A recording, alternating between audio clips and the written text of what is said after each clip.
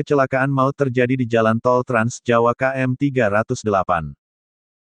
Jalur A ikut Desa Saradan Kec Pemalang Kap Pemalang, Minggu tanggal 11 Juli tahun 2021.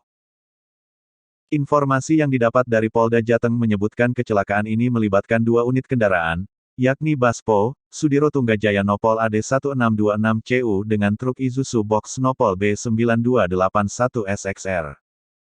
Kecelakaan ini mengakibatkan 8 orang meninggal dunia, tulis laporan yang dikutip Tribun News tersebut. Identitas pengemudi bus bernama Sigit, umur 26 tahun, asal Kap Kebumen.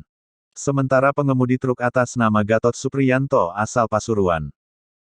Semula bus yang dikemudikan Sigit melaju dari arah barat ke timur dengan kecepatan tinggi sesampainya di lokasi tepatnya di KM 308 jalur A ikut Desa Saradan Kec Kap Pemalang, bus menghindari truk yang oleng ke kanan. Lantaran jarak yang berdekatan bus membentur bagian bodi belakang sebelah kiri truk tersebut. Kondisi ini membuat bus oleng ke kiri dan membentur godril yang berada di bahu jalan sebelah kiri. Bus lalu terguling di badan jalan sebelah kiri, tulis laporan tersebut. Sementara petugas operator tol Pejagan Pemalang, Dania saat dikonfirmasi Tribun, Minggu tanggal 11 Juli tahun 2021, mengatakan, kejadian tadi jam 11.30 waktu Indonesia Barat. KM 308A arah Jawa, Pemalang.